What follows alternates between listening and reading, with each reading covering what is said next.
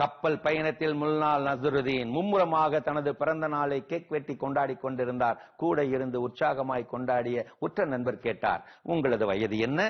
40. என்ன 40? 4 வருடங்களுக்கு முன்னாலும் 40 என்றுதானே சொன்னீர்கள் என்று மடக்கிய போது, நேற்று ஒரு பேச்சு இன்று ஒரு பேச்சு என்று பேசித் திரிபவன் அல்ல நான். இப்படி கராராக சொல்லிவிட்டு கேக்கை வாயிலே திணித்தாராம் நம்ம முல்லா. எப்படி நம்ம முல்லா?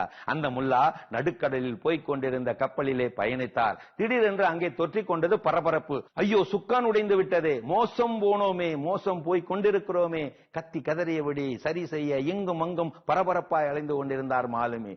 தடுத்து நிறுத்தி கேட்டார் நம்ம முல்லா, என்ன பிரச்சனை? என்ன பிரச்சனையா? சுக்கான் உடைந்து விட்டது. அப்படியா? சுக்கான் எங்க இருக்கு சார்? கடலுக்குள்ள, தண்ணிக்குள்ள, அடியில, இது தெரியாதா? சொல்லியபடி ஓடிக்கொண்டிருந்தவரிடம் அசால்ட்டாக அன்போடு ஆற்றுப்படுத்தினாராம் நம்ம முல்லா. மூளை வெளியே அறிவு ஒழுக ஒழுக அந்த முல்லா சொன்னாராம், தண்ணீருக்குள் உடைந்திருக்கும் சுக்கான் என்ன வெளியே தெரியவா போகிறது? கவலைப்படாமல் ஓட்டுங்க சார். ஞானம்தான் ஆற்றுப்படுத்த முடியுமே தவிர ஞான சூனியம் ஆற்றுப்படுத்தாது.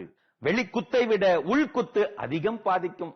மாமியா வீட்டுக்கு போன மனைவி அறிவுமதிக்கு இவன் போன் போட, அந்த போன அவன் மாமியா எடுத்து தொலைக்க, அறிவுமதி வீடான்னு இவன் கேட்க, ஆமான்னு அவ சொல்ல, சரி அறிவு இருந்தா அவகிட்ட கொடுன்னு இவன் சொல்ல, அப்படி கலகலப்பா இருந்துச்சான்.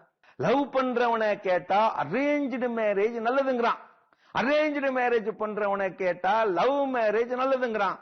என்ன பண்றதுன்னு தெரியாம என்னோட கல்யாணம் ஆகாத நண்பன்கிட்ட கேட்டா அவன் சொல்றான், எனக்கும் தெரியலையே, பேசாம இதுல ஒண்ணு அதுல ஒண்ணுன்னு பண்ணிக்க, அப்புறம் அனுபவத்தை சொல்லு அப்படிங்கிற அந்த பய எடுபட்ட பய விளங்குவானா அவன்.